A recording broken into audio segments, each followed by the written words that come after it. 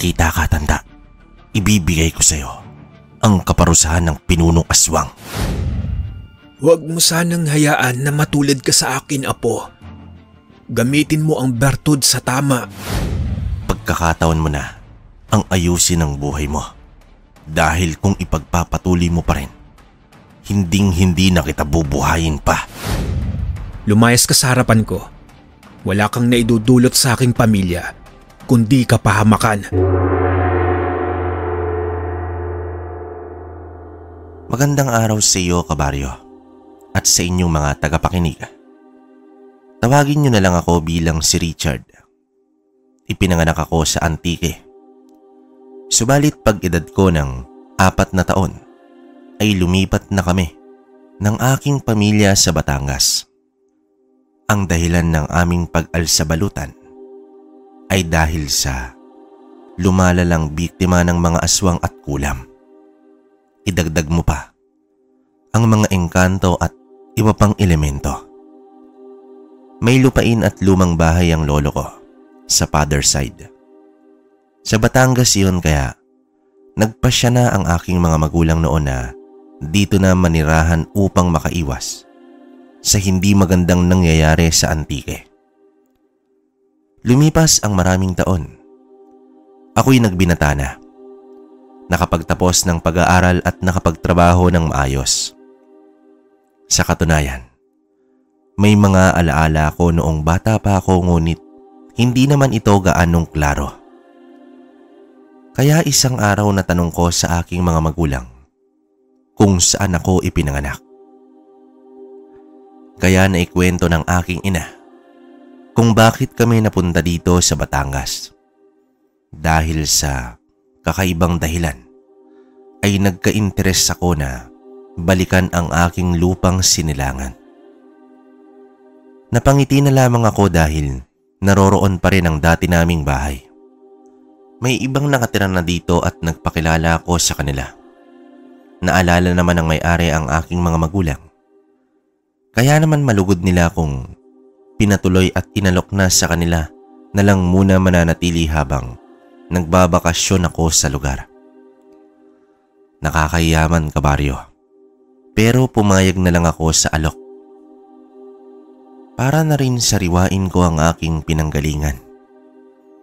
Sa ilang pananatili ko sa lugar ay may nakilala ko. Si Victorino, o mas kilala bilang Turing. Ayon sa kanya, totoo daw ang sinabi ng aking mga magulang tungkol sa pangyayari sa nakaraan. At isa itong si Turing at pinakabatang mangkukulam sa lugar.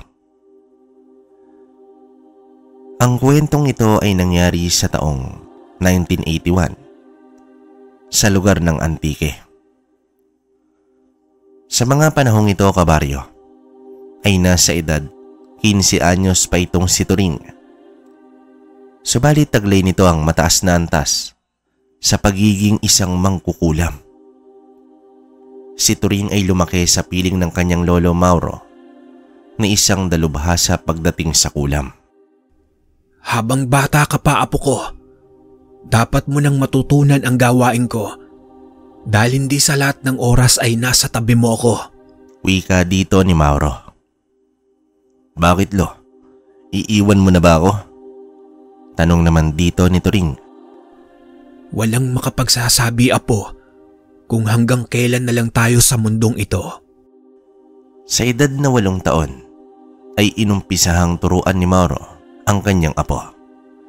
Hinubog nito ang napakamurang isipan sa gawain ng kadiliman. Bilang isang bata, ay napakadali nitong mamanipula ang isip, puso at pananaw sa buhay. Mula sa taong pinagkakatiwalaan niya ng lubos. Ulila na sa mga magulang si Turing dahil sa kagagawan umano ng mga aswang. Hindi man malinaw sa kanya ang buong pangyayari, pero ayon sa kwento ng kanyang lolo Mauro, walang awang pinatay ng aswang ang kanyang mga magulang. Kaya naman ganoon na lamang ang lungkot nito. Dumating na rin ang punto na nang hihina na rin ang katawan ni Mauro dala ng katandaan. Ngunit may kakayanan pa rin ito sa pangkukulam. Kahit dalubhasa itong si Mauro, ay hindi siya naging bayarang mangkukulam. Kung may magbibigay ng donasyon tulad ng pagkain o hayop, ay tatanggapin niya, maliban lamang sa pera. Dahil kagaya sa isang albularyo, ay seryoso at totoo siya sa kanyang serbisyo. Kaya naman hindi siya naging bantog sa kanilang lugar. Mas nagiging kilala kasi ang mga bayaran dahil sa lantarang paglalahad nito ng kanilang sarili sa mga tao. Ang hanap buhay ng maglolo ay nakadepende naman sa kanilang maliit na tindahan na nasa labas lang ng kanilang bahay. May lihim din itong silid sa loob ng bahay kung saan nakapaloob doon ang mga gamit sa pangkukulam. Sa buong buhay ni Mauro ay hindi pa ito pumalya sa pangkukulam dahil oras lamang ang hihintayin ng biktima ay babawian na agad ito ng buhay. Isang araw, habang naglalakad pauwi itong si Turing galing palengke, ay may humarang sa kanya na 4 na mga kalalakihan. Sa itsura ng mga ito ay wala na ito gagawing tama. Hoy bata, ano yung dala mo? Maaari mo bang ibahagi yan sa amin? Tanong dito ng lalaki. Po? Sige po. Pagkasya nyo na lang po yan. Tugon naman dito ni Turing. Ano ito? Tigi isang tinapay. Naku naman bata, sa laki ng tiyan ditong mga kasama ko. Sa tingin mo ba kakasya ang kakaperanggot na tinapay? Pasensya na po pero para po ito sa tindahan namin eh. Muling sagot dito ni Turing. Bigla namang inagaw ng lalaki ang lahat ng bitbit ni Turing at kasunod nito ay isang suntok na naging dahilan sa pagdugo ng ilong ng pobreng bata. Sa kabila nito ay nagmamakaawa si Turing na ibalik ang kanyang mga paninda ngunit pinagsisipa lamang siya ng mga kalalakihan hanggang sa bumagsak na ito sa lupa. Iniwan siyang bugbog sarado habang nagtatawanan ang mga lalaki. Sa pag-uwi niya naman sa bahay, ay hindi niya naitago ang mga dugo at pasa sa kanyang muka. Naku apo, sino ang may gawa sa iyo nito? Pag-aalalang tanong dito ni Mauro. May humarang po sa akin sa Danlo. 4 na kalalakihan at hiningi ang mga pinamili ko. Binigyan ko naman sila pero inagaw nila ang mga dala ko at binugbog na ako. Mahabang tugon dito ni Turing. Napakahayop ng gumawa sa iyo niyan. Ano apo, nakilala mo ba sila? Galit na wika dito ng kanyang lolo. Hindi po lo eh, saka hayaan nyo na po yun. Sa susunod iiwas na po ako sa kanila. Mahinang tugon dito ni Turing. Galit man pero humanga si Mauro sa kanyang apo. Dahil sa kabila ng lahat, ay hindi man lang ito nagbalak na gumante. Ginamot na lamang ni Mauro ang mga sugat at pasa ng kanyang apo. Ngunit sa kalooban ng matanda, habang nasisilayan ang apo niya, ay labis itong nasaktan sa nangyari. Kung siya lamang ang masusunod, ay hindi na aabutin pa ng umaga ang mga lalaking yon. Batid niya sa apo na busilak ang puso nito sa kabila ng kinalakihan nitong kapaligiran. Ang inaakalang magiging maayos na ang lahat ay hindi pa pala. Makalipas ang ilang araw ay may kapitbahay na napasugod sa bahay ni Mauro. At ayon dito, nasaksihan daw niya itong si Turing na pinagtutulungan ng 4 na kalalakihan. Dali niya namang kinuha ang tungkod at tumungo kasama ang kapitbahay sa pinangyarihan. Tumambad kay Mauro ang nakahandusay na sa lupa na apo at namamaga ang muka at puno na ng dugo ang mga bibig. Toreng, apo ko, sino ang may gawa sa'yo nito? Napakahayop nila. Galit na wika dito ni Mauro. Pinagtulungan nilang akayin si Turing hanggang sa bahay. At doon tinanong ni Mauro ang kapitbahay kung kilala ba niya ang mga lalaking yon. Tumugon naman ito na kilala niya. Taga-kabilang baryo at pangasiga daw sa kanilang lugar. Kinabukasan ay pilit namang bumangon itong si Turing kahit iniinda pa ang pananakit ng katawan. Sa paglabas niya ng kwarto ay nakita niyang nagluluto na ang matanda. Lo, ako na po dyan. O bakit ka bumangon, apo? Magpahinga ka lang. Kaya ko pa namang kumilos. Hayaan mo na pagsilbihan naman kita. Maraming salamat po, Lo. Sige na, apo. Sandali na lang at matatapos na ang niluluto kong lugaw para sa'yo. Nang matapos na ang kanilang agahan, ay nagpaalam naman si Mauro na aalis muna at mahigpit na ibinilin na magpahinga lang siya at huwag gagawa ng kahit na ano.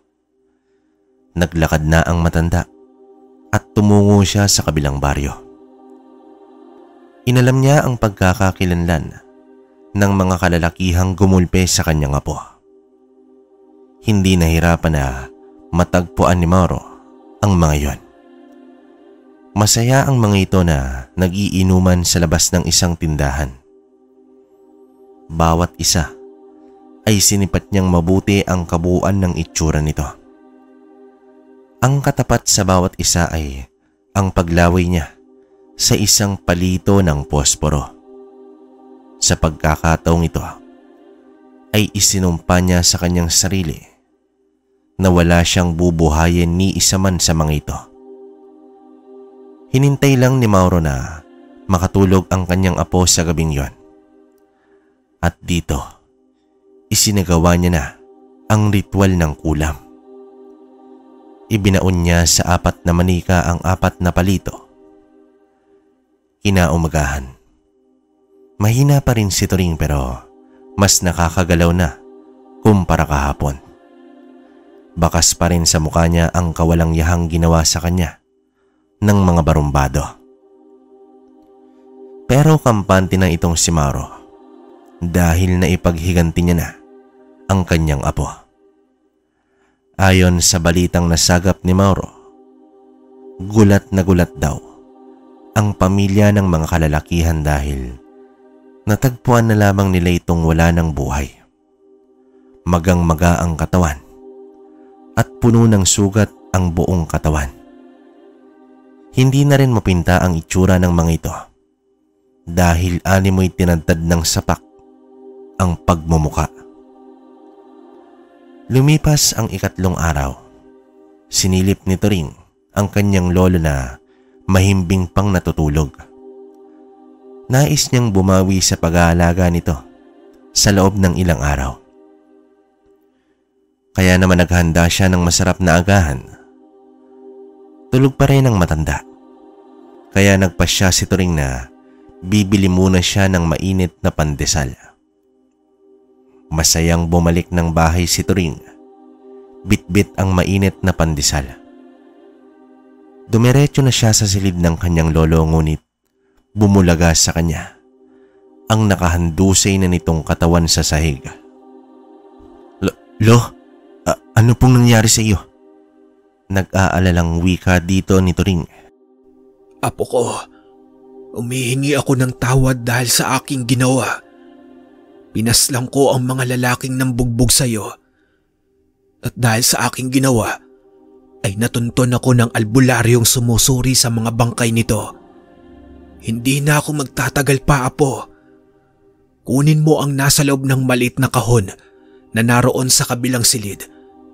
Iyon lamang ang tanging maiiwan ko sa iyo, apo. Pero pakiusap ko sa iyo, huwag mo sana akong gagayahin. Gamitin mo ang karunungan sa mabuti. Alam kong magagawa mo iyon, apo ko. Mahabang wika naman dito ni Mauro. Sa mga sandaling iyon, ay nalagutan na ng hininga itong si Mauro. tanging pag-iyak na lamang nang matindi ang nagawa ng naulilang si Turing. Sa tulong ng mga kapitbahay ay kahit papaano ay nabigyan ng maayos na burol ang matanda. Hinintay na muna ni Turing na mailibing ang kanyang lolo bago siya pumasok sa kwarto kung saan naroroon ang mga gamit pangkulam ni Mauro. Marahang pumasok doon si Turing at nasipat niya ang isang maliit na kahon na nasa maliit na mesa. Nakuha niya sa loob ang isang libreta na naglalaman ng mga karunungang itim. May mga usal ito na pamparalisa sa kalaban, pambasag ng mutya, at marami pang iba. At sa tabi ng libreta ay may isang bato na kulay itim. At iyon ang nagbibigay proteksyon at lakas ng pangangatawan. Kung may mutya para sa pangkumbate ang mga antingero, ay meron din ito ang mangkukulam at isa si Mauro na nagtataglay nito. Dahil sa tanga na mutya, ay mas nakalalamang si Mauro sa ibang mangkukulam.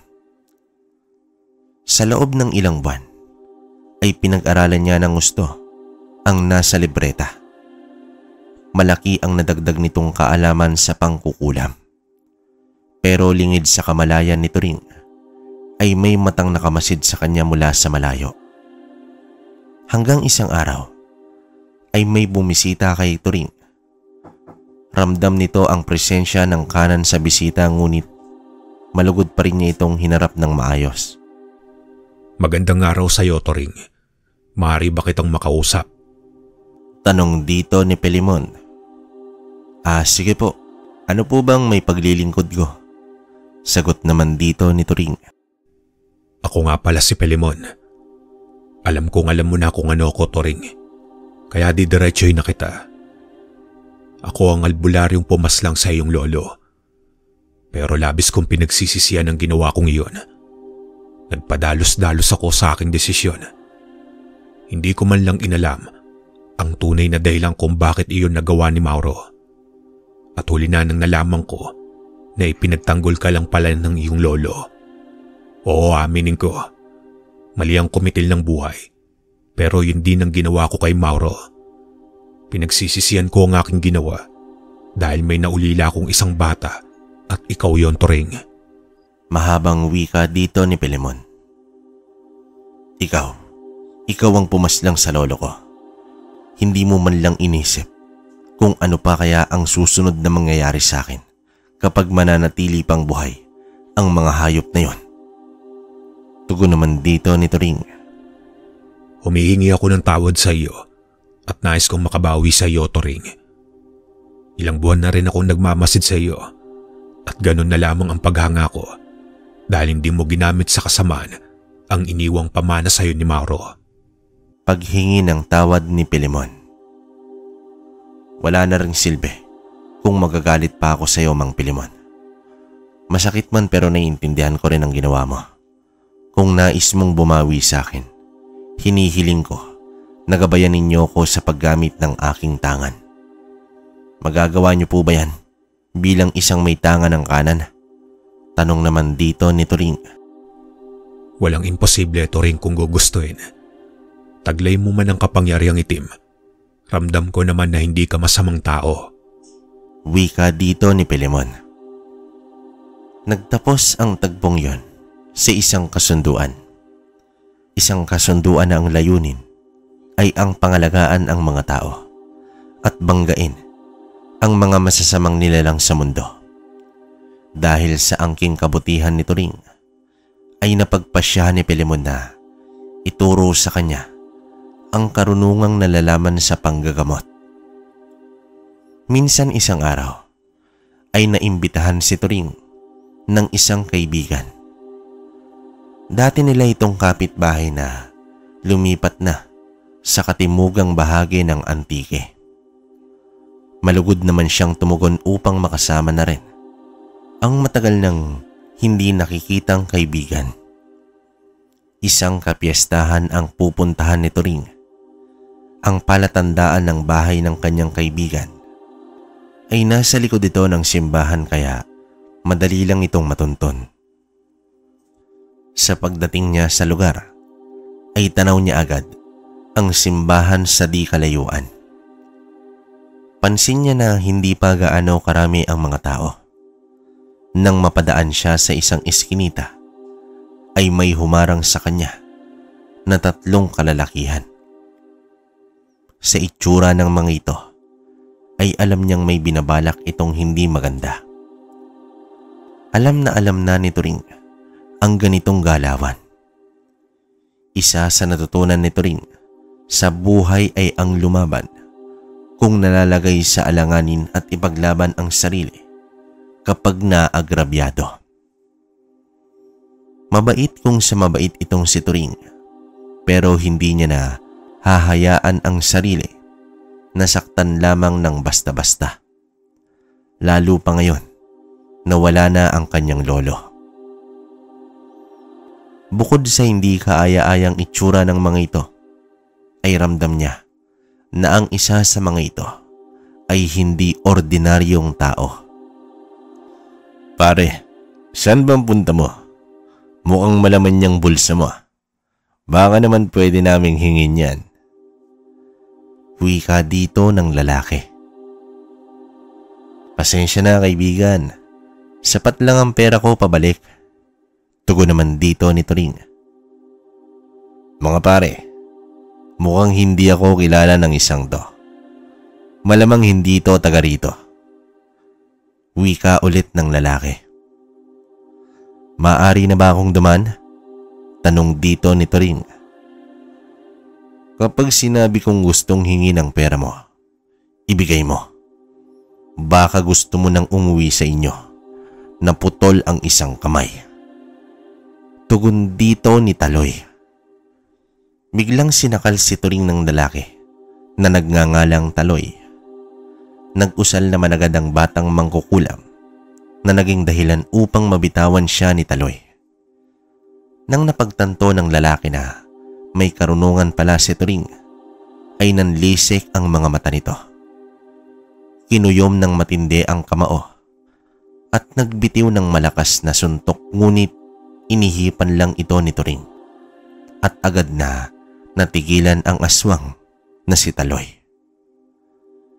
Hindi ko angad ang manggulo sa lugar ninyo, kaya wag ako ang kakantiin ninyo. Tugon dito ni Turing. Sa mga sinabi nito ay wala nang naging sagot ang lalaki. Lumakad na palayo si Turing at makalipas ang ilang minuto ay nakagalaw na itong si Taloy.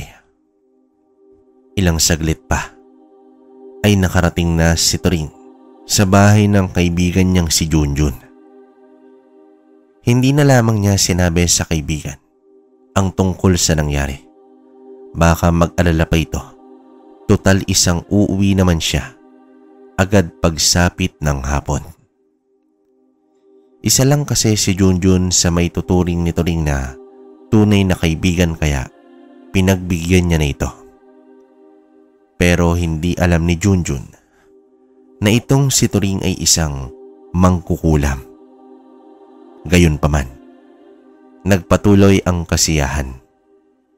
Natanaw ni Turing ang grupo ni Taloy sa may kalsada habang nasa bintana sa ikalawang palapag ng bahay. Mukhang may hinahanap ang tatlo, kaya pasimple siyang nagkubli dahil ayaw niyang magkaroon ng gulo ng dahil sa kanya. Nang makalayo na ang mga ito, ay nagpaalam na rin siya sa kanyang kaibigan na uuwi na siya. Sandali lang, Turing. Mamaya ka na lang umuwi.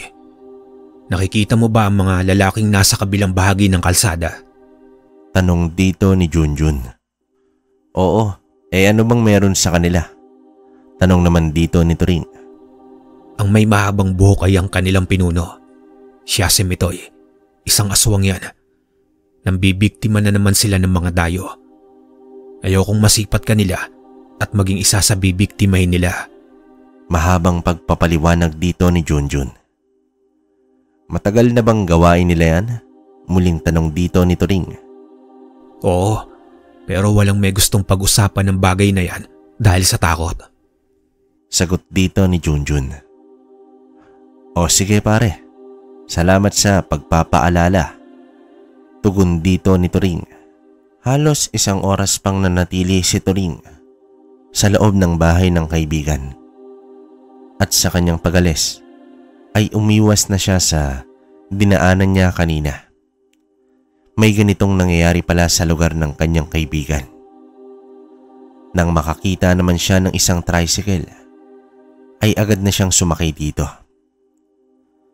Labis siyang nag-iingat dahil hindi imposibleng kasamahan si Mitoy ng mga kalalakihan kanina.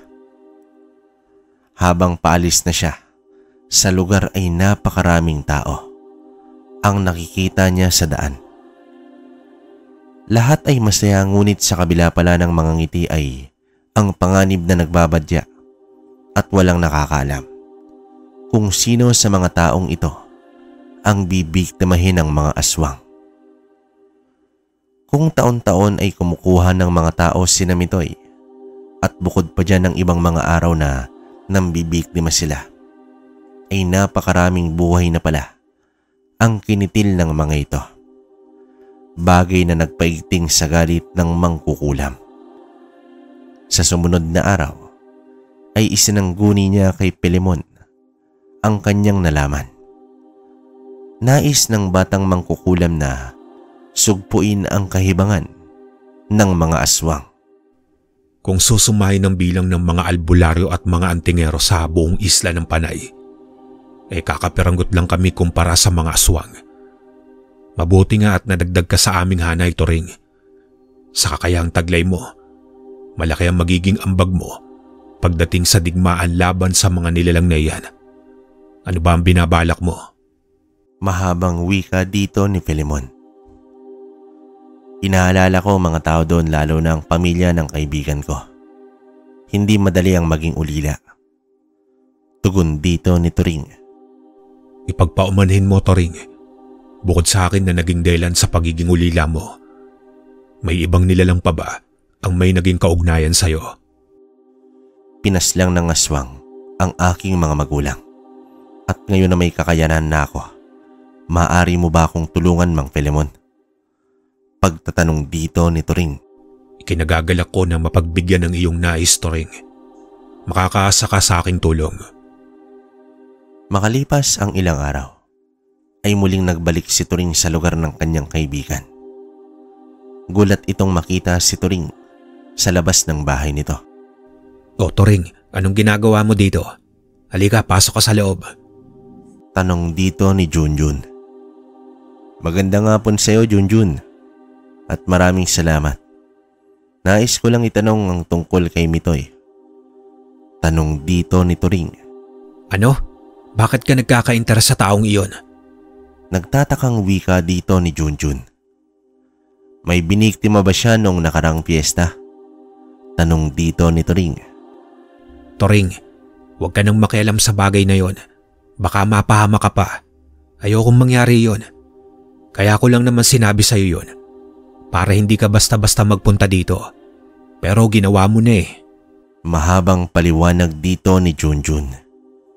Ayon pa dito kay Junjun, wala pa namang nababalitang nawawala. Pero sino ba ang maghahanap sa taong hindi naman lokal sa lugar? Gayunpaman, hindi na nagtagal itong si Turing. Ngunit ang pagpunta niya sa kaibigan ay naging mitya upang mapahamak si Junjun at ang pamilya nito. May nakakita kay Turing na lumabas mula sa bahay ni Junjun at ang taong yon ay kaibigan ni Taloy. Dahil hindi na nila mahagilap si Turing, ay dumalaw na ang aswang sa bahay mismo ni Junjun.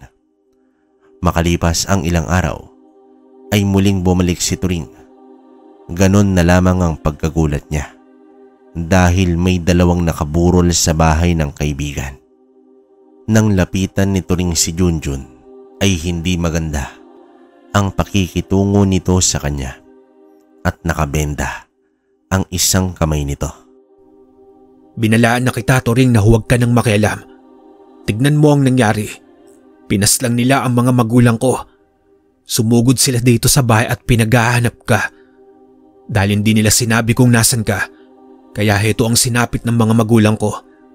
Tapos itong sugat na ginawa nila sa akin ay bilang tanda na kung nagsisinungaling ako, ay babalikan at papatayin na nila ako. Wala na akong pagpipilian kundi ituro ka kung nasan ka, Turing. Galit na wika dito ni Junjun. Patawarin mo ako.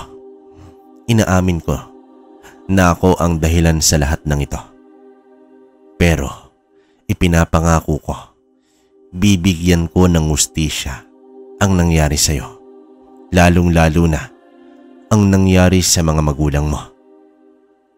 Tugon dito ni Turing. Hustisya? Papaano? Hanggat may kaunting respeto pa akong natitira sa'yo, Turing, huwag ka nang magpakita dito. Kapahamakan lang ang dinala mo sa pamilya ko. Lumayas ka na. Wika naman dito ni Junjun. Yumuko na lamang si Turing at umalis na sa lugar. Napakasakit na itinaboy ka ng matalik mong kaibigan. Pero mas masakit na ikaw ang naging dahilan ng kamatayan ng kanyang mga magulang. Hinding-hindi niya mapapatawad ang sarili kapag hindi niya mabigyan ng hustisya ang kamatayan ng mga magulang ni Junjun. Nagtungo naman si Turing sa isang tindahan upang bumili ng isang inumin.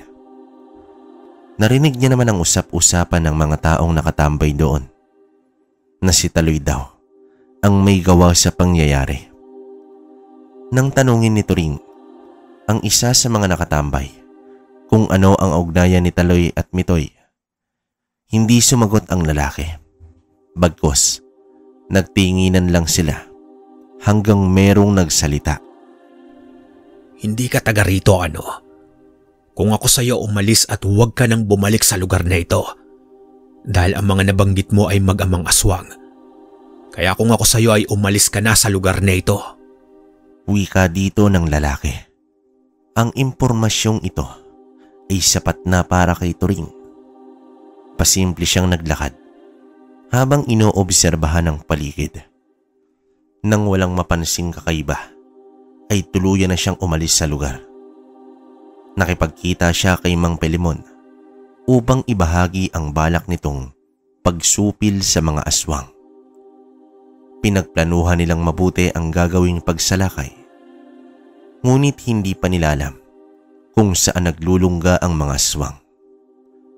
Iminungkahi ng matandang albularyo na alamin muna nila ang kinaroroonan nito.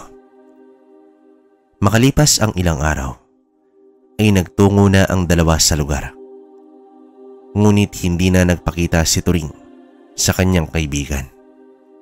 At ang mismong araw na iyon ay ang libing ng mga magulang ni Junjun. Nais man sanang lumapit at makiramay ni Turing, pero hindi niya na lamang ito ginawa. Nakontento na lamang siya na nakatanaw sa mga taong naglalakad habang nakasunod sa mga kabaong. Kitang-kita niya ang pagdadalamhati ng kaibigan na parang isang kutsilyo na tumarak sa puso ni Turing. Sa kanyang pagmamasid ay nasipat niya ang isang lalaking aswang na humarang sa kanya. Tinanong niya ang isang batang paslit sa kanyang tabi kung sino ang lalaking nasa tapat. Tumugon ang bata na iyon daw ay si Taloy. Tama nga ang hinala ni Turing. Ngayon, alam na alam niya na ang pagmumukha ng mag-amang Mitoy at Taloy. Inalam din ni Turing kung saan ba nakatira itong si Taloy. Sumagot ang bata na nasa bundok daw at itinuro pa kung saang direksyon. Pasimple namang itinuro ni Turing kay Mang Pelimon itong si Taloy at nang umalis na ito, kasama ang dalawa pang kalalakihan, ay palihim naman nila itong sinundan. Hanggang sa makarating sila sa paana ng bundok. Sa lugar na iyon ay wala ng mga bahay at napakatahimik na ng lugar.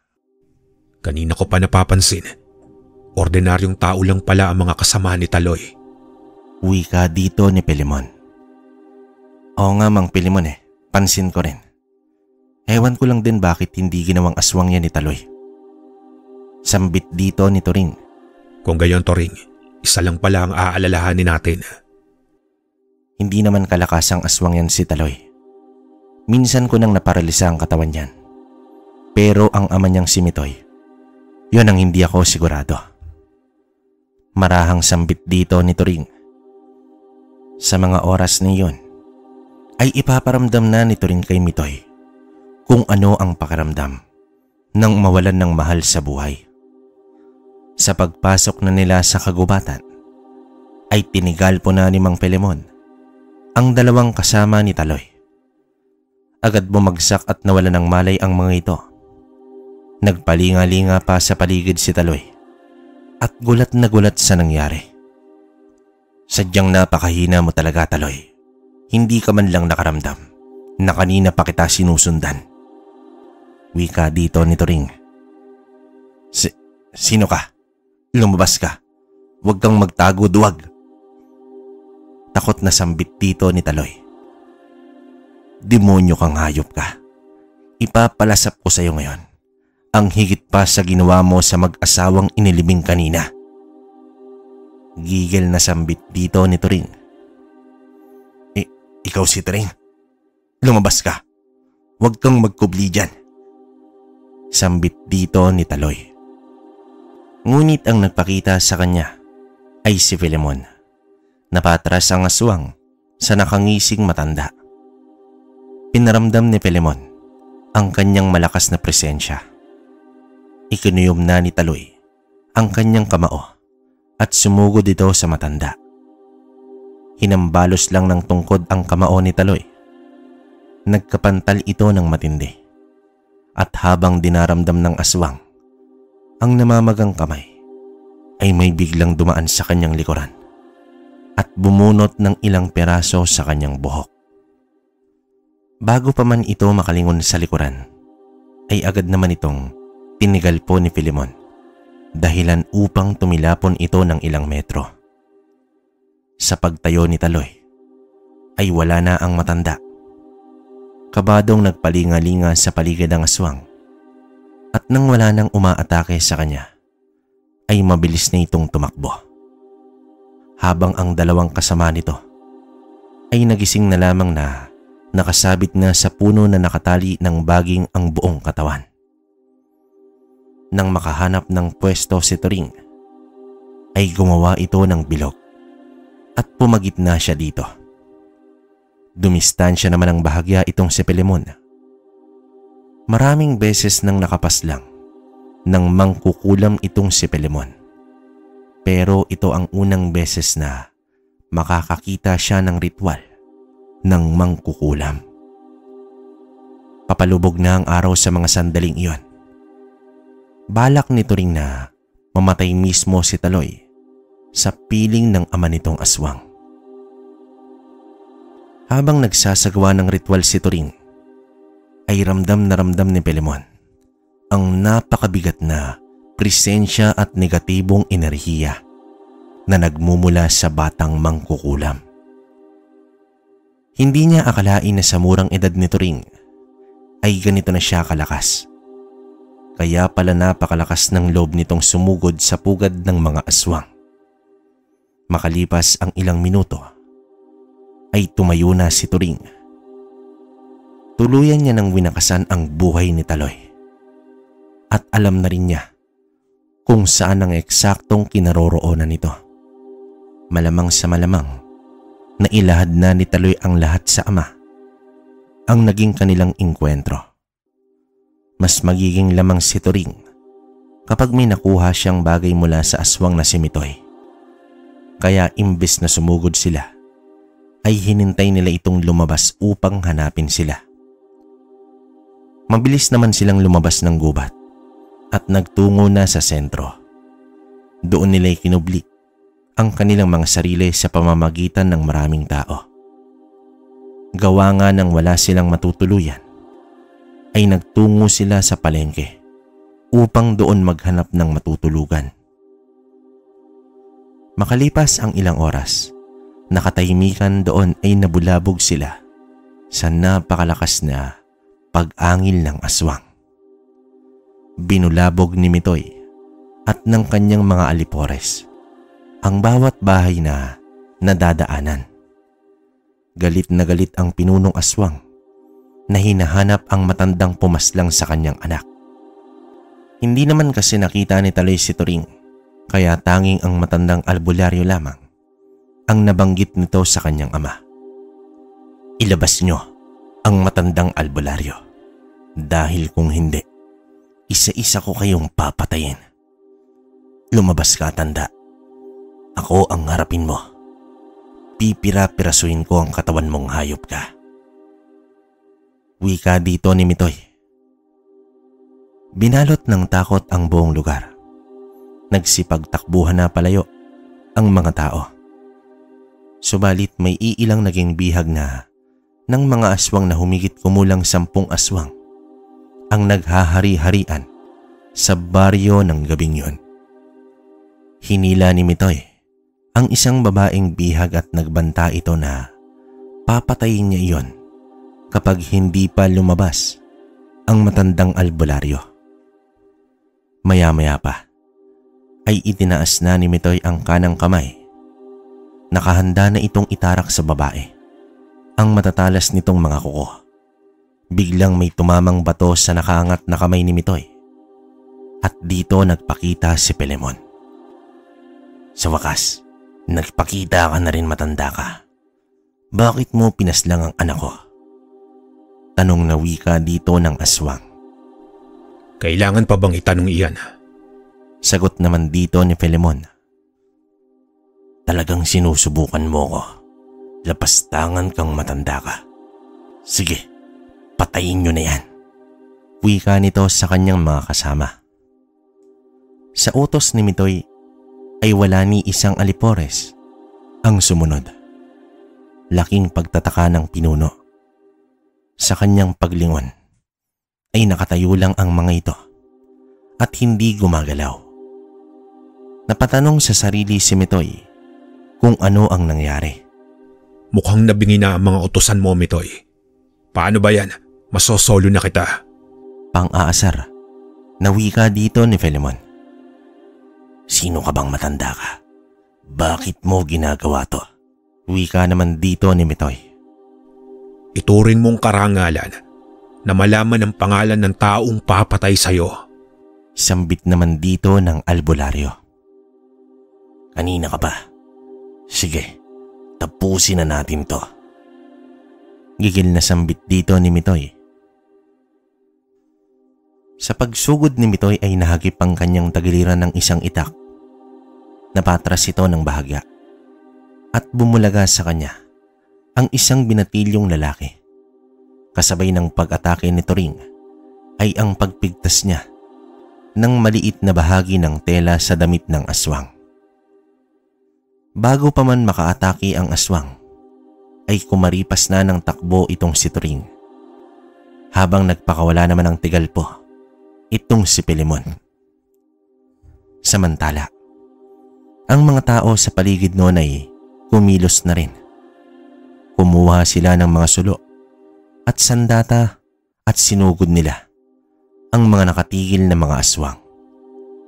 Walang patid na pinagtataga nila ang mga nilalang at sinilaban nito. Hindi naman makalapit si Mitoy dahil naglalaban pa sila ng albularyo. Usal laban sa pisikal na lakas ang namamagitan sa aswang at ng matandang albularyo. Alam ni Turing na posibleng mapangibabawan ni Mitoy ang matanda. Ngunit bago pa mangyari iyon, ay nagsagawa na ng ritual itong binata. Hiniwa nito ang tiyan ng manika at inilagay ang telang nagmula sa damit ni Mitoy. Samantala, tumilapo na ang tungkod ni Filemon. Bagay na ikinatuwa ni Mitoy. Subalit, biglang natigilan ang aswang. Napaluhod ito hanggang sa bumulagta na ito sa lupa. At sa ilang segundo ang lumipas, ay unti-unting lumobo ang tiyan nito. Umaatungal na sa kirot itong si Mitoy. Nagpumilit pa itong tumayo ngunit sa laki ng tiyan nito ay nahirapan na itong makatayo pa. Nasipat naman nito ring itong si Junjun na nakikiisa sa mga tao. Paring Junjun, sana mapatawad mo ako. Nariyan ang nilalang na ama sa aswang na pumaslang ng mga magulang mo. Kung iyong nanaisin, ikaw na ang magbigay hustisya at magpataw ng parusa sa aswang na yan. Mariing wika dito ni Turing. Iniabot ni Turing ang itak sa kanyang kaibigan. Bahagya muna itong tinitigan ni Junjun. Gumuhit naman sa mukha nito ang labis na galit at tumulo ang mga luha. Bata, ipakilala mo ang iyong sarili sa aswang na iyan. Hayaan mong dalhin niya sa impyerno ang pangalan ng taong dahilan ng kanyang kamatayan. Wika dito ng albularyo. Matagal ko nang gusto tong gawin sa'yo, demonyo ka. Ako nga pala si Junjun, ang maghahatid sa'yo kay Satanas. Sambit naman dito ni Junjun. Buong lakas na itinarak ni Junjun ang itak sa dibdib ng aswang. Ngunit kasabay nito ay ang usal ni Pilimon upang masira ang natitirang kabal sa katawan ni Mitoy. Natapos ang gabing yon at naging malaya ang mga taga-baryo sa takot na idinulot ni Mitoy sa loob ng mahabang panahon. Sa pagtupad nito ring sa kanyang pangako sa kaibigan, ay tinanggap na ni Junjun ang paghingi ng tawad nito. Hindi ko alam kung paano mo ito nagawa ang dalhin sa amin ang mga salot sa aming lugar.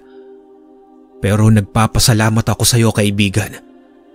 Sana naintindihan mo kung bakit naging mabigat ako sa iyo. Wika dito ni Junjun. Naiintindihan kita, Junjun. Alam na alam ko ang pakiramdam ng maulila sa mga magulang dahil sa mga yan. Wika naman dito ni Turing. Nagkaayos at muling nanumbalik ang dating samahan ng magkaibigan. Ipinakilala rin niya ang albularyong si Mang Pilimon. Inanyayahan naman ni Junjun ang dalawang magiting na tumuloy sa kanyang bahay bilang pasasalamat at para na rin makapagpalipas ng gabi. Sa pagdating nila sa bahay ng kaibigan, damang-dama naman nito rin ang kalungkutan sa buong bahay. Sa kanilang pag-uusap ay inilahad nito rin ang tunay niyang katauhan. Hindi naman makapaniwala si Junjun sa ipinagtapat ng kanyang kaibigan. Pero kahit ganun pa man, ay hindi nag-iba ang paningin nito sa mangkukulam na binatilyo. Nagpaalam sa lugar sina Turing at Pilimon. Ito ang pinakauna nilang tambalan sa paggapi ng mga aswang. Sa kanilang pagbabalik ay tinanong ni Pilimon kung ano na ang balak gawin ng binatilyo. Ganito palang pakiramdam na nakatulong ka sa kapwa, Mang Pilimon. Nais kong ipagpatuloy ang ganitong gawain. Turan dito ni Turing. Nakakatuwa ka naman, Turing. Sa kabila ng tangan mo ay mas ninais mo ang makatulong. Kung sa bagay na ituro ko naman sa iyo ang kaalaman ko sa panggagamot, maaring ikaw na ang humalili sa akin pagdating ng panahon. Sambit naman dito ni Pilimon. Naging magkatuwang ang dalawa sa panggagamot. Magkaiba man ang kanilang estilo, iisa naman ang kanilang layunin. Bukod sa pagiging albularyo ni Pilimon, ay nagtitinda din ito ng kandila sa labas ng simbahan. Doon niya binubuhos ang oras. Kapag walang nagpapagamot, paminsan-minsan ay doon na rin siya mismo ng gagamot. Linggo ng umaga, nakatayo sa gilid ng simbahan ang matandang albularyo. Kasalukuyang may misa na ginaganap sa mga oras na iyon. Doon kalimitan ang pwesto niya habang nagtitinda ng kandila. Isang mapayapang misa ang nangyayari. Habang nakatayo ang matanda, ay may biglang sumaksak sa kanyang tagiliran. Napahawak siya sa rehas na dingding ng simbahan. At napansin ng mga nagsisimba ang pangyayari. Hindi pa nakontento ang sumaksak at inundayan pa ng makailang ulit na saksak ang matanda. Sumugod ang ilang kalalakihan ngunit nakatakas na ang may gawa ng krimen. Bumulagta na ang matanda na naghihingalo. Gusto mang iligtas ng mga tao ang kawawang matanda ngunit huli na ang lahat dahil nalagutan na ito ng hininga. Ilang oras pa bago nalaman ni Turing ang nangyari. Wala na rin kasing kamag-anak ang matanda, kaya si Turing na ang tumayong kamag-anak nito. Sa morgue na napuntahan ni Turing ang matandang albularyo. Ayon sa impormasyon na kanyang nakalap, isang lalaki ang may gawa nito. Nakasuot ng sombrero at hindi halos makilala ang pagmumuka. Sa pagsisikap ni Turing na makakuha pa ng ibang detalye sa pagkakakilanlan ng kriminal, ay may lumapit sa kanya na isang babae. Ayon dito, may suot na kwintas ang naturang lalaki. Hugis at sulok na kulay pilak. Hindi naman mawari ni Turing kung sino ang lalaking iyon. Wala namang nabanggit na kaaway ang matanda sa kanya. At panigurado na ang lalaking iyon ay may tangan. Doon na sa bahay mismo ni Turing, ibinurol ang matanda. Sa muling pagkakataon ay naulila na naman siya at sa panahong ito ay tuluyan na siyang mag-isa. Sa kalagitnaan ng lamay ay may naramdamang negatibong presensya itong si Turing sa labas ng bahay. Pasimple siyang lumabas at sinipat ang mga tao sa labas na nagsusugal. Sa dami na rin kasing natulungan ng matanda at napagaling ay hindi na nakapagtataka na marami din ang nakikilamay dito. Umupo naman sa balkonahe ang batang mangkukulam. Patuloy pa rin niyang nararamdaman ang masamang enerhiya hanggang sa nasipat niya ang isang lalaki na lumakad palayo sa lugar. Kasunod nito ay ang paghina ng presensya na nararamdaman ni Turing. Palihim niya naman itong sinundan. Kumpiyansa naman siya na umalis sa bahay dahil marami ang nakabantay sa matanda. Nang makalayo na sila sa lugar, ay biglang nagsalita ang lalaki. Anong pangalan mo, bata? Kanina mo pa ako sinusundan. Tanong dito ng lalaki. Sino ka? Ngayon lang kita nakita sa lugar na ito. Tanong naman dito ni Turing. Sinigurado ko lang na nakaburol na ang matandang yon. Muling sambit ng lalaki. Ikaw ang pumaslang sa kanya. Oo, at malugod ko yung aaminin. Bakit, may magagawa ka ba? Bagitong mangkukulam. Sambit dito ng lalaki. Sa sandaling iyon ay humarap na sa kanya ang lalaki at nagpakilala bilang si Pidong. Nakita rin ni Turing ang tatsulok na kwintas nito. Ayon sa lalaki, pinaslang ni Pilimon ang kanyang ina na isang mambabarang. 10 taon na ang nakalipas at ginugol niya ang kanyang sarili upang makapaghigante sa matandang albularyo. Kung alam mo lang ang pinagdaanan ko, makamit lang ang mutya ng tuway-tuway. Subalit sadyang malakas ang matanda, kaya hindi ko siyang napaslang sa pamamagitan ng mutya. Pero kutsilyo lang pala ang katapat ng matandang iyon. Wika dito ni Pidong. Pinaslang din niya ang lolo ko na isang mangkukulam. Pero tinanggap ko ang katotohanan sa kapalaran ng aking lolo. Buhay niya ang naging kapalit sa napakaraming buhay na kanyang kinitil. Ang kasamaan ay kahit kailan hindi mananaig sa kabutihan at naging bahagi ng kasamaan ng aking lolo. Ginawa lang ni Mang Pilimon ang nararapat Mariing tugon dito ni Turing. Isa kang hibang bata. Paano mo naatim ang taong pumaslang sa iyong lolo? Wala ka sa tamang pag-iisip. Ikaw ang wala sa katinoan. Pinaslang mo ang taong walang ibang hangad, kundi ang kaayusan at kapayapaan. Hindi ka karapat-dapat na manatili dito sa mundo. Tugon dito ni Turing. Matapos nito, ngumisi ang lalaki at nagsimula ng mag-usal. Mula naman sa likuran nito ay may lumabas na isang kaluluwa. Animoy usok ito na kulay abo. Kahit ito pa ang unang beses na makaharap si Turing ng isang antingero na may tangan na tuway-tuway, ay inaasahan niya na nagagamit ito ng isang kaluluwa. Hindi pa man nasubukan ngunit nag-usal si Turing ng pambasag mutya. Nang maibato niya ito kay Pidong, ay biglang umungol ang kaluluwa.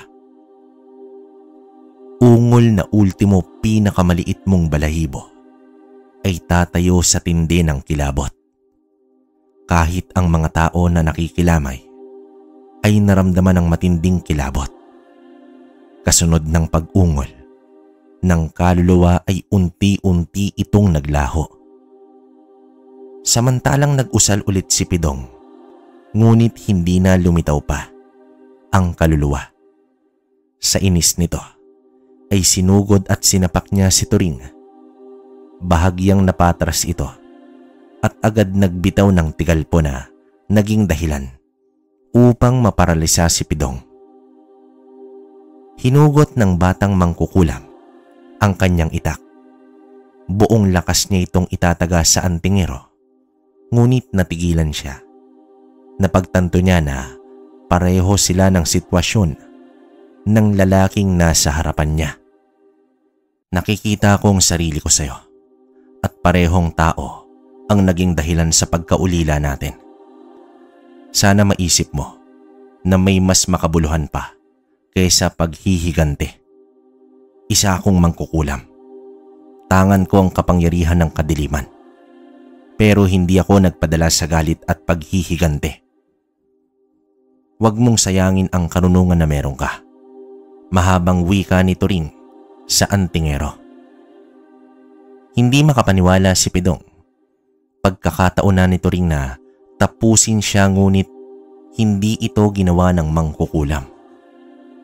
Muling nakagalaw si Pidong at nagwika ito ng, Pinaslang ko ang tao na tanging natitira sa'yo. Bakit hindi mo ko tinuluyan? Wala nang halaga ang buhay ko. Wala na ang aking ina. Ginugol ko ang halos kalahati ng aking buhay para makuha lamang ang mutyang iyon. Pero ganong kadali mo lang itong binasag. Anong klase kang nilalang? Sumagot naman si Turing ng, Kabutihan. Kabutihan ng pairalin mo. Lumaban ka na naayon sa tama.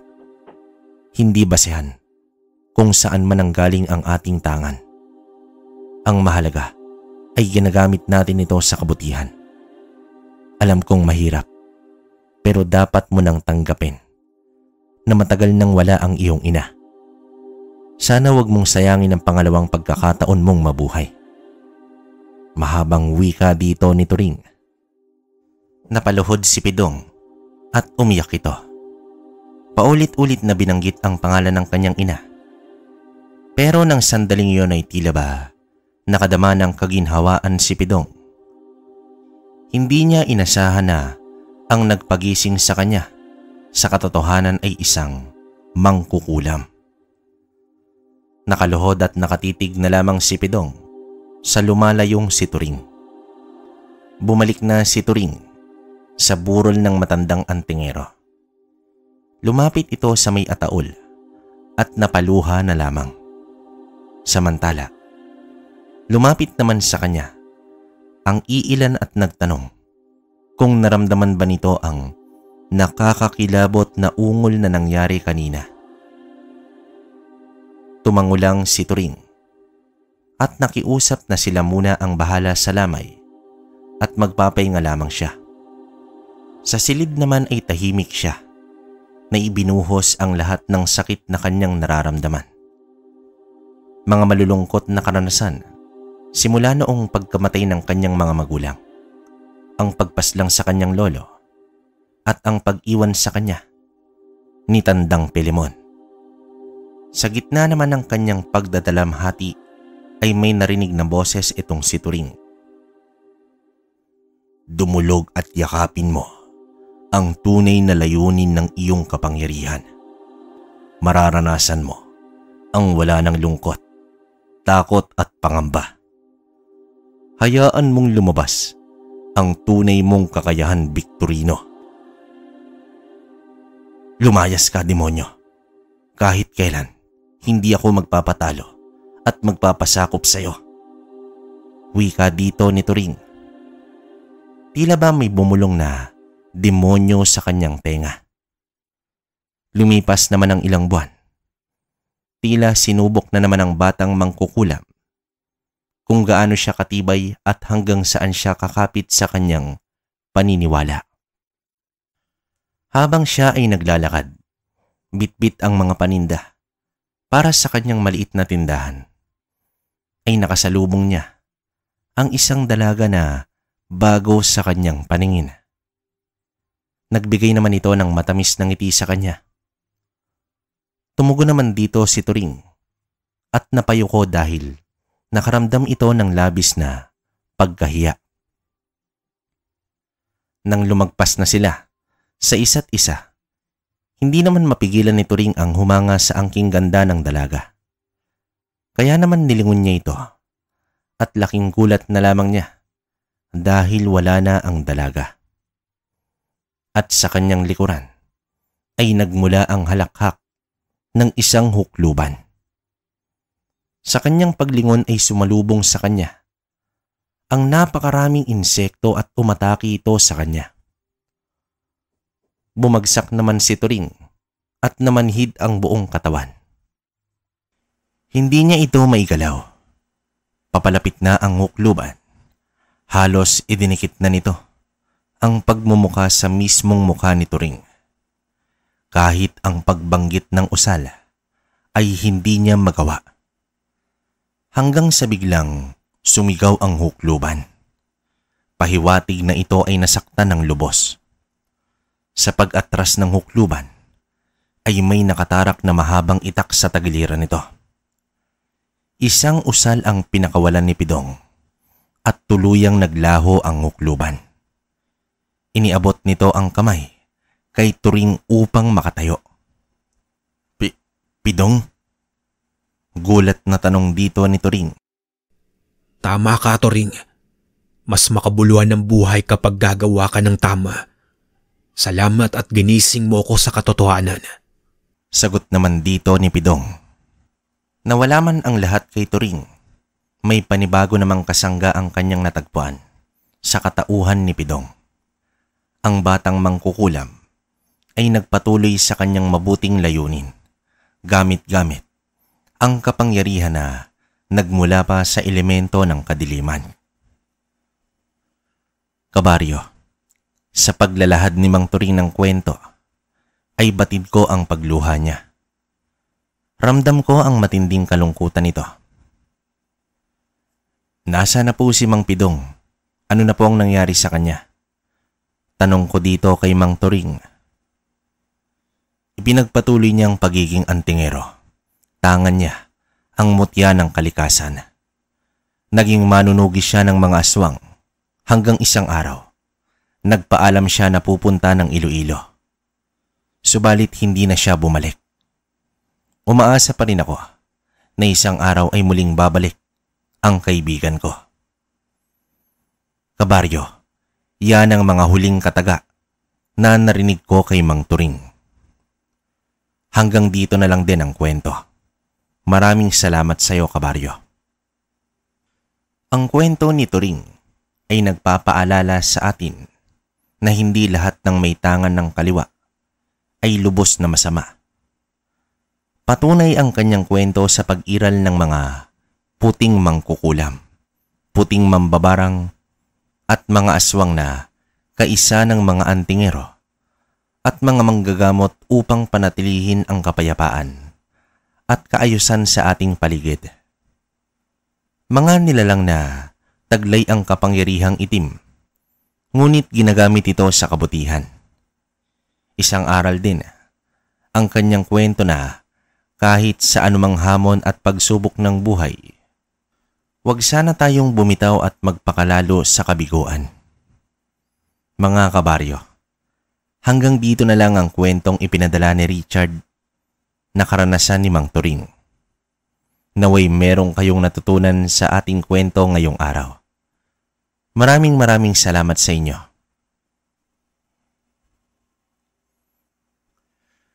Okay, yan. Isang kabanata na naman po ang nabasa natin mga kabaryo. Salamat muna ulit sa mga umabot hanggang dito. Sa mga hindi nag-i-skip ng ads, Diyos na yung bahala sa inyo. No? Yun, maraming salamat.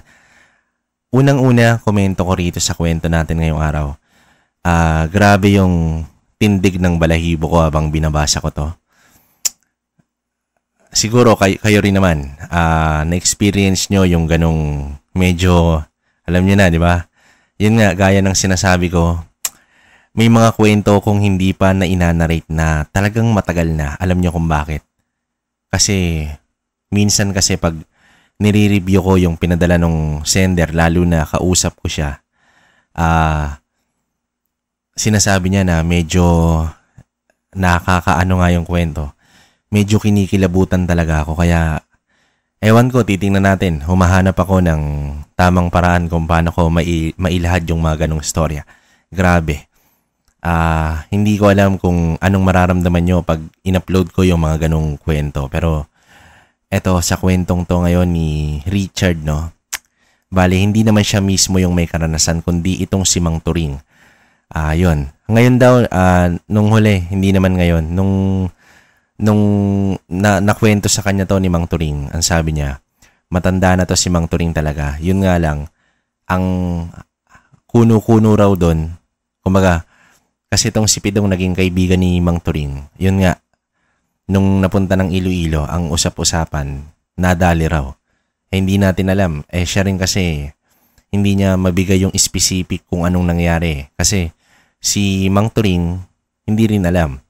Although mangkukulam daw pero hindi niya maano kumbaga sa term natin hindi niya malocate itong si Mang Pidong, no. Bali yun, baka nalito kayo, si Pidong is antingero yan. Si Turing nung panahon na to, batang mangkukulam pa, binatilyo. Yun. Saka yun nga, grabe yung kwentong to. Namatay yung mga magulang ni Mang Turing, no. Tapos yung parang tinuring niyang magulang na pumatay, si Mang Filemon. Siguro, ewan ko lang kumbaga kasi mangkukulam yung pamilya ni Turing Kumbaga, itong si Mang Filemon, antingero na albularyo, hindi ko sure pero depende, nabasa ko lang kasi, yun yung parang na-imagine ko. Siguro, lamang din to sa may tangan kasi nga, mahusay din magtigal po di ba? So, kumbaga yung mga usal niya talagang hindi naman niyang gagana. Isang araw lang talagang inaral yan. Yun. Ayun nga lang, buti na lang talaga. Hindi ko masabi kung grabe ang sakit nun na yung mga pumatay sa magulang mo, nakita mo mismo. Pero, yun nga, grabe ang tatag nito ni Mang Turing, di ba? Isipin nyo na lang, nagawa niyang patawarin. Sa panahon ngayon kaya, ilan na lang yung taong ganon, di ba? Kumbaga nalinis pa rin yung isip niya na, oo nga, kumbaga mangkukulam yung magulang ko, pinatay sila ng antingero o albularyo. Hindi ko naman alam kung, parang ako to, hindi ko naman alam kung tama ba na tanggapin ko siya o hindi. Kasi nga, alam naman natin na kaliwa ang mga mangkukulam at mambabarang, pero hindi ko rin alam kung ano yung pinaghugutan ni Mang Filemon. Kung bakit siya, di ba? Sabi sa kwento naman, mabait tong matanda Yun nga lang, naguluhan lang ako, hindi niya nailagan tong si Pidong, no? Medyo parang magulo kasi nga Si Pidong parang antingero pero yung magulang niya mambabarang mangkukulam. Pinatay ni Mang Pelimon. So yun, parang vice versa yung nangyari. Naging magkaibigan naman sila, no? Parang ang hirap komento nito kabaryo kasi nga habang ninanarate ko doon ako nakapokus sa kwento eh. Ang hirap mag-isip ng eto pwede to ganito. Ang hirap kasi nga inayos-ayos ko pa to na kinausap ko si Richard na ganito yung gawin natin para medyo maikli kasi ang haba nito grabe. Pumayag naman siya. Ewan ko magko-comment siya ngayon pero sabi niya papainggan niya raw. So yun, para sa akin, napakalakas ni Turing. No? Tama naman na ginamit niya sa kabutihan. May mga ganun tayong kwento, pero ang nakakilabot talaga rito, two-way, no? Lalo na yung may lumabas na anino ba? Itim na usok, o basta usok na, grabe yun. Kung ako siguro, hindi ko naman kakayanin yung ganun. Lalo na hindi naman tayo batak sa ganyan. So, yun lang naman yung komento ko ngayong araw mga kabaryo.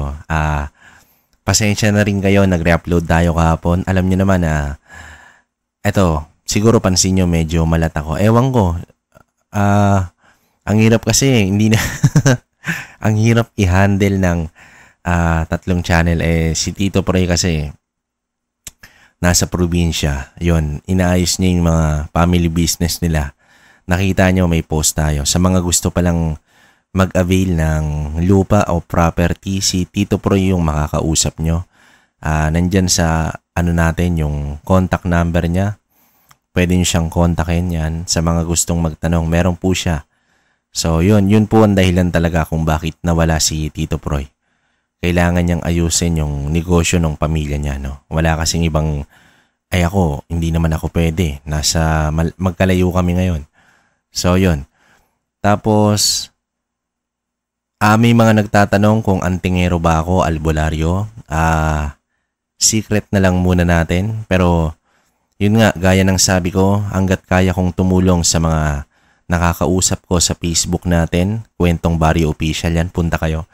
May mga nakakausap ako doon na sinalbahe, humihingi ng gabay, proteksyon, ano daw yung pwede. Pwede nyo akong kausapin sa ganun. Siguro, sa 100%, mga 70% yung alam ko. Kaya, kumbaga, sasagot ko naman, feeling ko, sa 10 sinagot ko sa inyo, 8 dun yung tama. Kaya, yon, kumbiyansa naman ako. Pero kayo pa rin, kung maniniwala kayo, hindi. Wala namang mawawala. Basta ako yung mga pinapalimusan nating gamit, nandun. Pasensya na rin sa mga hindi ko na siya shoutout dito. Alam nyo naman yon, simulat sa pool, araw-araw ko kayong sina-shoutout. Ngayon, medyo pinapahinga ko muna. Sana maunawaan nyo. Pero alam nyo naman na kilala ko na kayong lahat. Alam nyo yun. Since day 1, di ba? Magkakasama na tayo. Yung ayaw nyo pa sa akin hanggang sa nagustuhan nyo na ako. Yan, salamat sa inyo. Tapos, yon yung mga pending ko po. Nababasa ko yung comment nyo dito sa YT, sa YouTube. Pwede nyo akong i-directa ron. Tapos, masisettle na natin ngayong week yun, no? Itong week na to, sana umokay yung panahon. Kasi kabaryo, sa totoo lang, mahirap po, lalo na hindi naman ako nagpapalimos ng, ito kunin mo na, hindi naman ganun eh. Tama bang term yung ritual? Hindi eh. Dinadasalan ko kahit papano para pag napunta sa inyo yung gamit, wala na kayong gagawin. Alam ng mga nakakuha sa akin yan na may mga nakausap ako dyan na yung sumama talaga yung pakiramdam ko nung nakaraan. Lalo na yung may nakausap ako na yun nga, ubusan lahi sila. Kulam. Medyo, pag ganun kasi, medyo nakakaramdam ako ng hindi maganda na apektuhan ako. Lalo na inuusalan ko yung mga gamit. Hindi ko naman siya hindi naman ako nagbibigay ng as in panggera. Hindi kabaryo. Ang pwede ko lang ibigay sa inyo yung mga kumbaga 80%, 70% na mapoprotektahan kayo. Hanggang dun lang kasi ayoko ring hindi naman kayo antingero o albularyo. Ayokong may mangyari sa inyo ng dahil sa akin, no? Hanggat maaari, di ba, sinasabi sa inyo na mas maganda itago nyo lang, huwag nyo ipakita. para hindi mawala yung selyo ng visa lalo na kung medalyon. Syempre may mga inano ko dyan na selyo na may visa yan. Hindi naman porket sa'yo na yan. Pwede ka nang humanting ng aswang o mangkukulam, papatayin mo. Hindi. Protection yan. Kumbaga ikaw, akala nila wala kang alam. Pero kung ikaw yung kakantiin, ikaw yung susubukan, hindi sa'yo tatalab. Kumbaga may ganong punto yung ginagawa kong pagpapalimos. Kaya pasensya na kung natatagalan. Hindi naman pwedeng order mo ngayon. May mga ganon, lalo na yung advance. Yun. Kaya nga sabi ko, limitado lang yung stock natin. Hindi ko rin masasabi na hanggang kailan. Kasi syempre, nakikisuyo lang ako dun sa pinsan ko. Yun kasi talagang umaakyat ng ng bundok, lalo na Banahaw. Pero baka, ewan ko lang tingnan natin kung makakakuha siya ng banal na tubig ng Banahaw. Kasi kami meron pero patak-patak lang yung ginagawa ko. Yun din yun, pinapahidan ko ng benditadong banal na tubig saka lana. Yan, kaya wag na kayo mag-alala. Darating sa inyo yung gamit ng maayos. Yun. Hindi yan parang napulot lang Talagang alam ko naman na pinaghirapan nyo rin yung pinambabayad nyo dyan. Ganon din naman ako. Ayokong makuha nyo yung mga ganong klaseng gamit. Kumbaga, matagal man pero worth it, di ba? May mga patunay naman na may umokay yung pakaramdam nila. May ganon tayo. Kaya lang, sobrang hindi ko talaga ma-upload. Napagkakamalan pa akong scam kasi wala naman akong ina-upload na transaction pero ang dami nang nakabili. Ang dami nang nakakuha. Hindi ko lang talaga na-upload. So, yun. Pasensyahan nyo na muna. Ako lang kasi mag-isa talaga. So, yun. Muli mga kabaryo, hanggang dito na lang muna. Salamat din daw, sabi ni Tito Proy, sa pagsuporta nyo sa aming dalawa. Sana hanggang dulo daw, no? Masaya siya na nababasa yung mga comment nyo kasi pati siya nababasa. Yun, so suportahan nyo pa rin. Kwentong Baryo, ito yon. Kwento ni Kabaryo. Ako naman yon, solo ko lang. Ayun naman pwede siyang tawaging short stories pero more on talagang okay din naman kasi doon ko nilalagay nga yung kagaya sabi ko sa inyo noon, yung mga maikling kwento. Pero yung sa kwentong kalakbay kasi baka ayusin namin ng tito ko, ni Tito Proy. Doon kami mag-upload ng, alam niyo yung mga 30 minutes, pero daily. Yan, kasi hindi ko nakakayanin kung i-daily ko yung 3. Kabaryo, gusto nyo ba daily, Lunes lang, tas ang balik ko, Biyernes na.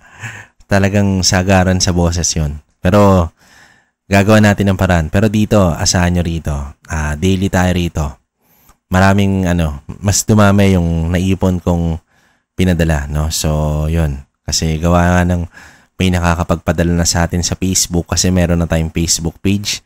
Hindi na direkta sa email kaya mas madali yung access. Yon. So, yun. Supportahan nyo pareha-parehas yung 3 channel. Kwentong Baryo, Kwento ni Kabaryo at Kwentong Kalakbay. Ang manlalakbay, supportahan nyo rin si Karen. Mabait din yun. Tito ko nang may kausap nun. Hindi ko po kaano-ano si Karen. Ay, masungit din na tayo sumisigaw. Hindi, joke lang. Mabait lahat. Kaming lahat mababait. So, yun. Hanggang dito na lang muna mga kabaryo. Hanggang sa susunod na kwento. Maraming salamat.